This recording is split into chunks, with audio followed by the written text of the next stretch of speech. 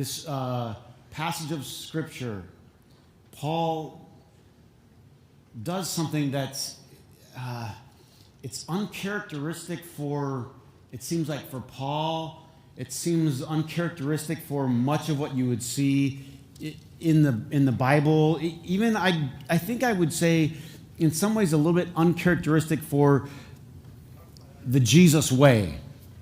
And it's Paul who, for some reason, has the motivation to, I guess, fight back a little bit. And he's fighting back for himself. So much of what we learn about Jesus and the Scripture and Bible and just, fighting for others and, turn the other cheek. But Paul kind of, it's like he reached his threshold. You ever reached your threshold? And you're like, you're trying to be quiet. I'm trying to be quiet. Okay, no, I can't be quiet anymore.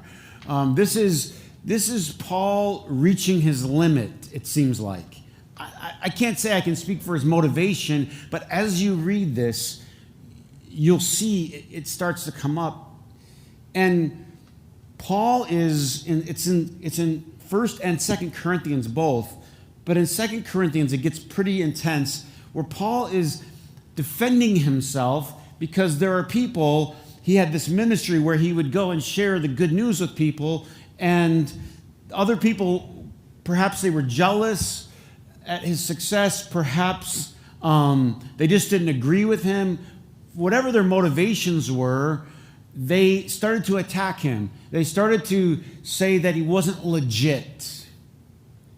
And this happens in a way to all of us in life, where God makes you, he gives you a gift, he gives you something to do with your life, and you go to do that with your gift, and people don't always embrace it.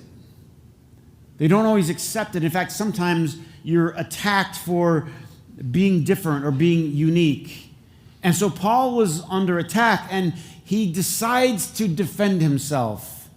Maybe Paul did it for himself. Maybe Paul, have you ever had to give yourself a pep talk? Yes, you have. Oh, yes, you have. You've come under the gun, and then you got to a point in life when you said, I have got to rally myself. I got to talk myself up. I have to believe in myself. And this is key, because sometimes we worry too much about what others think. And Paul, this is 2 Corinthians 11. He says, I hope you will put up with a little of my foolishness, but you're already doing that. He's already been down this path. And he's like, was it a sin for me to lower myself in order to elevate you? In other words, Paul says, there's a saying, take the high road. Don't lower yourself to their way. You heard this, right? And I normally recommend that. In fact, I always recommend that. But for some reason, Paul decides to go there. This is interesting. It's worth noting. Why did Paul go there? Why did he feel the need to talk back to these people who were... this is the Apostle Paul. You have... Any Christians here? Just checking. All right. Jesus and Paul, right? They don't get much bigger. And you would think this guy has nothing to say to anybody. This guy has no need to defend himself to anybody. But for some reason, Paul decides, I'm going to have to go there. And he goes, I hope you will put up with my foolishness. He goes, verse 6, he goes, but I do not think I am in the least inferior to these super apostles. I'm not inferior to them. Why did he say that? Probably people were saying that he was, and perhaps he was starting to feel that he was. Perhaps Paul wrote this for others, and perhaps he wrote it a little bit for himself. I may not be a trained speaker. Sounds like they were attacking what? Paul's public speaking ability. I may not be a trained speaker. Anybody here go for training in public speaking? Just so that you know what you're in for. I did really bad in public speaking, just so that you know. It's a very tough class. Anybody ever take it? It's a tough class. I mean, they had an English professor. He was English, British English. And how many know my British English is not so hot? I have Flint English. Anybody know the difference? And we didn't see eye to eye. And I remember going to this class, and he had just stirring. He was as British as you got, you know. And I mean, I admire that. I wish I could talk like that. Does anybody hear someone with a British accent and wish you could talk like that? I admire it. I think, man. I mean, if he wasn't 70-something, I would say, man, the girls this guy must get with his accent, you know. And but he'd sit in the back of the class like this. And one of the guys got up there, and kids would start to shake in this class. And they'd go up there, and I could see them start to tremble. And I hadn't even gone yet. And I'm thinking, oh my goodness. And the whole class revolves around you just work up to like one speech. And this kid gave up, and he gave his trembling speech, you know. And then the professor, he sat down, and then it was dead silent, and there was no one standing in the front. And the professor was sitting in the back of the class, and he said, "You just swore." And the whole class just got dead silent. This is a Bible college. We don't know. He used some word that he considered a curse word, right? And no one knew what to do. You know what I mean? From that time on, we were all just terrified to get up there. Now, this has happened more than once, where it seems like Paul, maybe he wasn't so polished as a speaker. Isn't that interesting? I mean, probably if I took a survey before I read that verse, most of us would say, well, he probably had people eating out of his hand. I mean, there's a story in the book of Acts where a guy fell asleep in his sermon and falls out a window. True. So maybe Paul had a unique gift, a unique passion. But he decides, I need to say this. He goes, I feel like a fool doing this, but I'm going to go on. And he continues. Listen to what he says. He says, these guys are masquerading as apostles. He goes, I repeat, let no one take me for a fool. But if you do, then receive me just as you would a fool, so I may do a little boasting. In this self-confident boasting, I am not talking as the Lord would. Isn't this great? He just puts it out there. The way I'm talking, this isn't the way Jesus would talk, but I'm just going to have to go there for a minute. I don't know if he's excusing himself for the sin he's about to commit. I don't know if he says, I don't care, I've had enough. Anybody ever been there? I mean, some of you are so spiritual because it's Sunday, you would never admit. But at the fine, you get to a place where you're like, I got to say something here. And this is where Paul was. I got to say something. I'm not talking the way the Lord would. He wouldn't talk this way. But I'm going to anyway. He does. He goes, what anyone else dares to boast about, and he goes, I'm speaking as a fool. I also dare to boast about. Are they Hebrews? So am I. Are they Israelites? So am I. Are they Abraham's descendants? So am I. He goes on, I'm out of my mind to talk like this. Are you getting the tone of this one? He goes, I can't believe I'm doing this. I am more. I've worked much harder, been in prison more frequently, been flogged more severely. He goes on to say, 5 times I received the 40 lashes minus 1. You know what the 40 lashes minus 1? It was 40 lashes for being disobedient, whipped 40 times. They took 1 away just to make sure they didn't overdo it. So kind. Anybody see the Passion of the Christ? The hardest part of the movie, I think, for most people to watch is Jesus being flogged. Why would anybody do that? I mean, let's be honest. Most of us, if Paul was so passionate, his passion was sharing the gospel of Christ. And particularly, Paul had a passion for sharing it. This is an important little detail with the Gentiles. Peter, Galatians 2, verse 7 and 8, it just talks about Peter had a calling to the Jewish brothers. Paul had a calling to the Gentiles. This is interesting. Why is it that one person cares about one thing and another person cares about another? Have you noticed this? For some reason, you just care. For some reason, Paul cared passionately about sharing this with the Gentiles. Peter, it seemed, cared about sharing it with his Jewish brothers and sisters. Which brings me to a very important thing about you and me. God puts something inside of you that you need to pay attention to. Your passions. The stuff that you care about deeply. And the stuff that you care about deeply is going to be different than the person next to you and the things that I care about deeply. It's not important that we care about the same things. It's important that you figure out what passion God put inside of you. Passion is what fuels you. I was reading a story this morning about a kid. His name was Michael, and he was 10 years old when he graduated from college. 10 years old. Holds the Guinness Book World Record. Graduate from college at 10 years old. His dad said he was speaking at 4 months, reading at 8 months. They said he had, this is what he had, a rage for learning. Sounds like your kids. A rage. That's how he described it. He was in a fit of rage. But they went on to talk about, they said, in people that are wired up a certain way, it was like an addiction for his brain. Learning new things, it engaged him, it connected him. Anybody have a kid that's been addicted to a video game? Okay, they're connecting. We're thinking about. They're connecting to it. They're engaged in it. It's like they can't let it go. You're calling for dinner 17 times? Anybody ever break anything? I said, right? Because they are connected. They said, this is how this kid's brain worked. He connected it. Everything just fired. And the more you fed it, right, the more engaged he got in it. So they talk about things like, you could be really good if you just studied.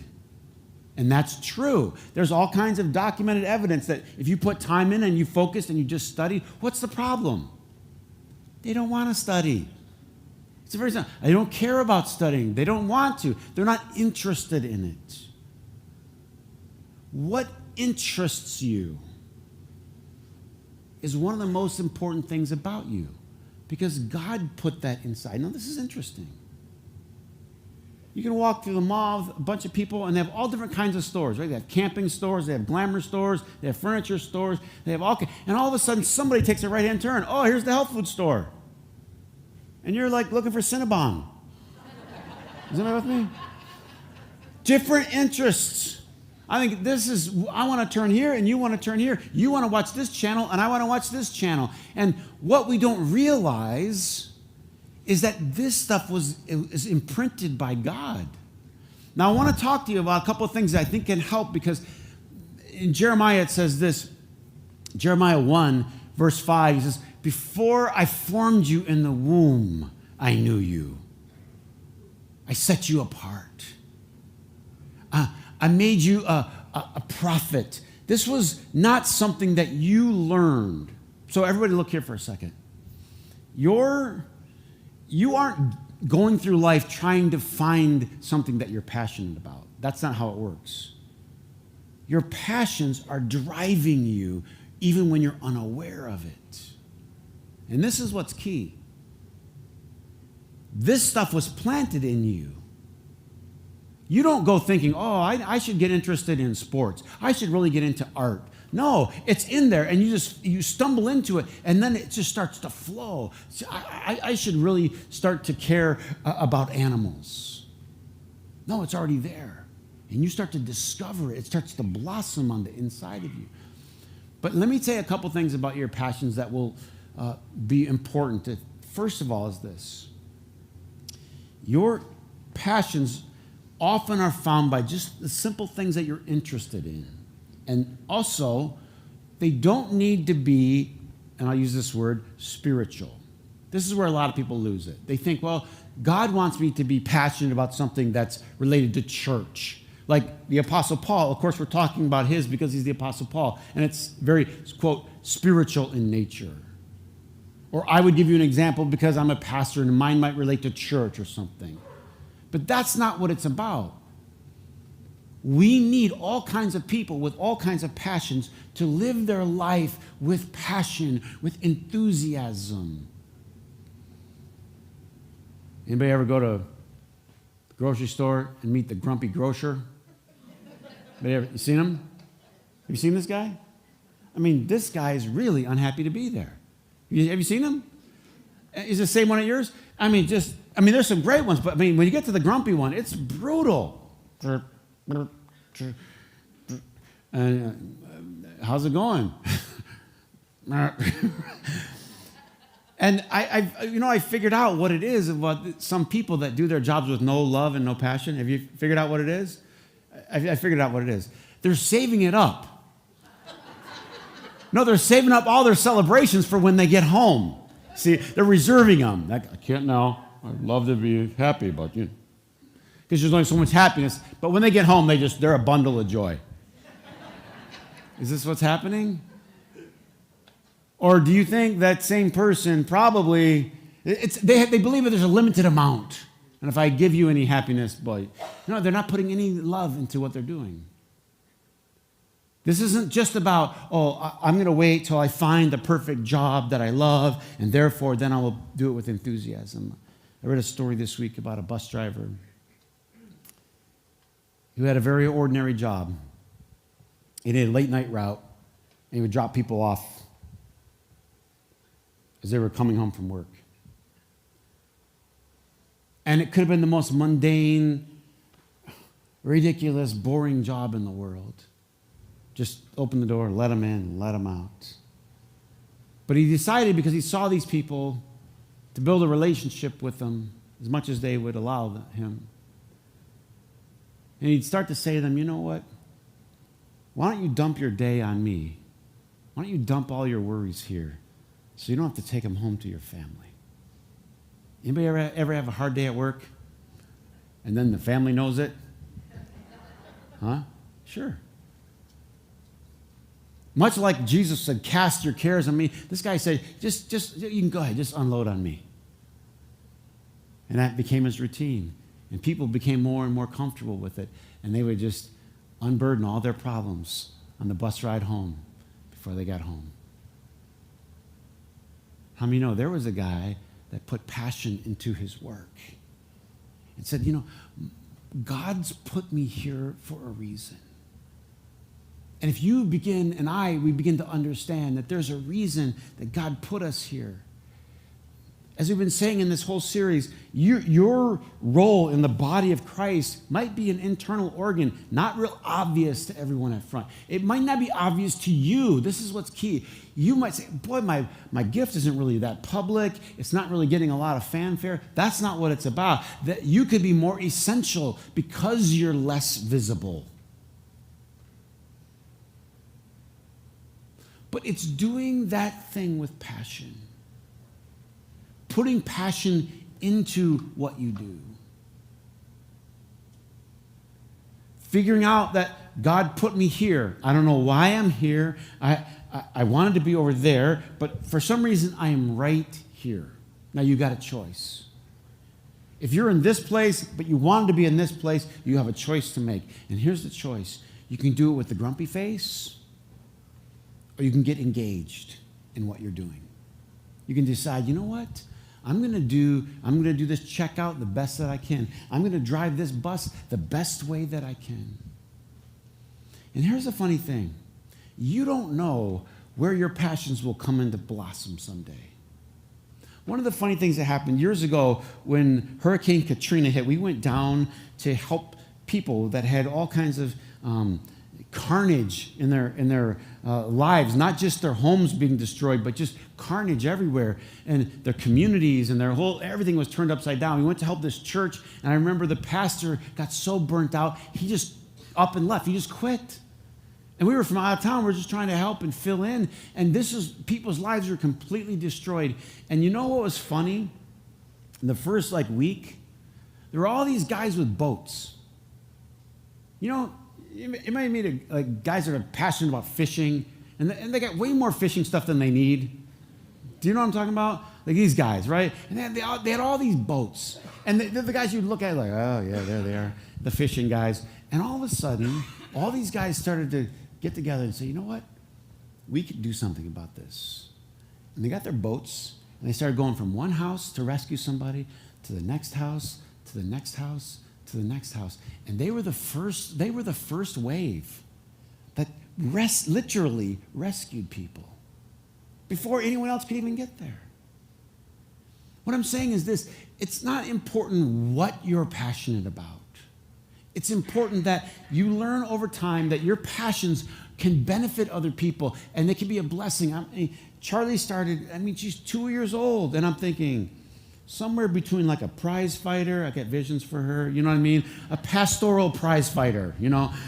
And all she wants to do is try on shoes. I can't work with that. I don't know what to do.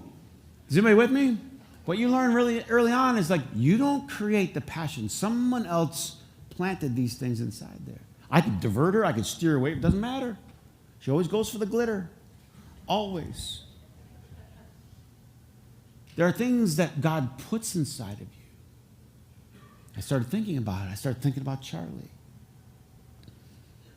You know, I started thinking about the story in the book of Esther, right? Where she wins this beauty contest.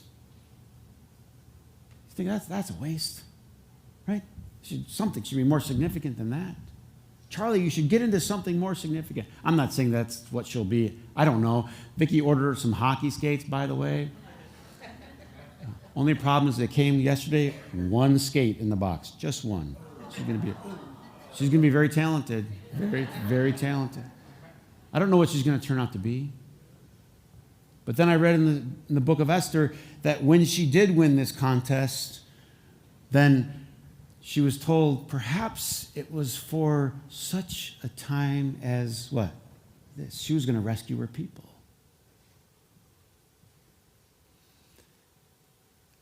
Here's one thing. I don't understand other people's passions. People get so passionate about things, and I think they're nuts.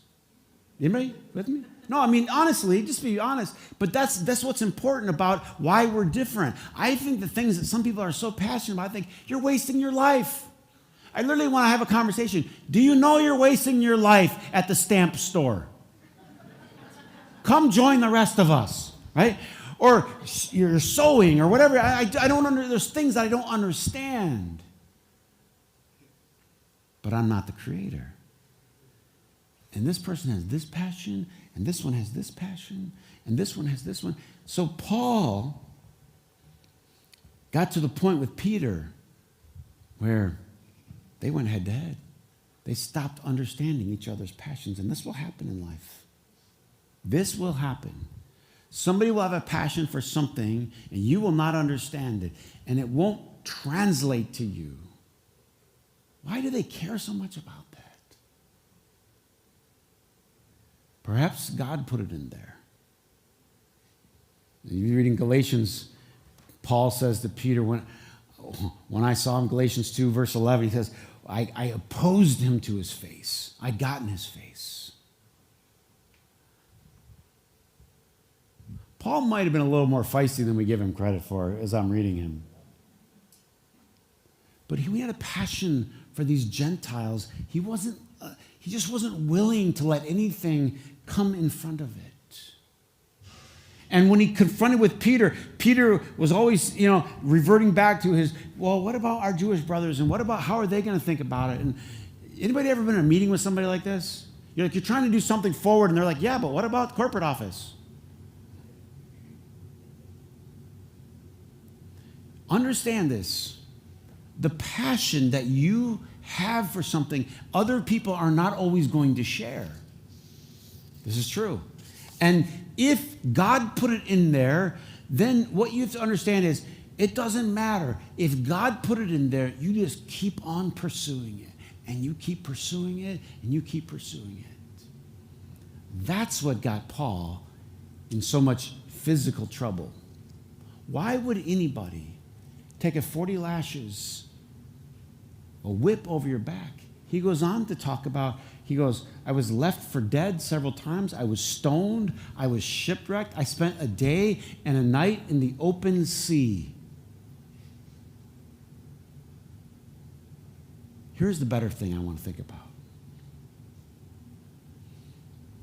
Wouldn't it be great to have that much passion in your life?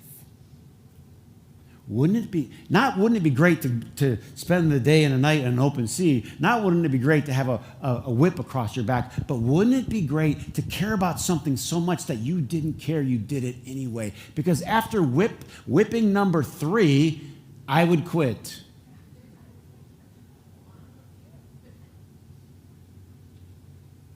But deep inside, I believe every person is a passion. It almost comes as an instinct. In fact, this is what I found out. When you're passionate about something, you think people that aren't passionate about it are weird, different. It's instinctual to you. Or in other words, it's implanted by God. Before you were born, you start to discover it.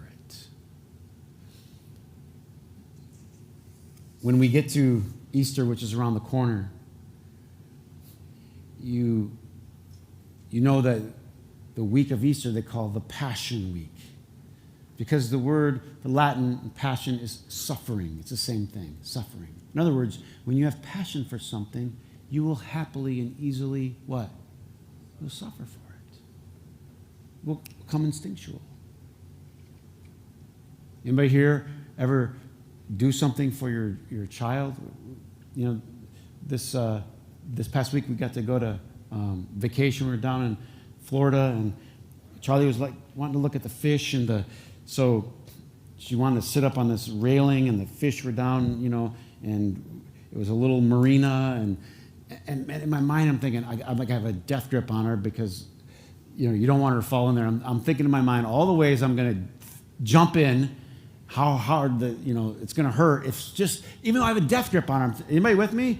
But when you have to make these split-second decisions, you just make them. You don't think about it. You just what?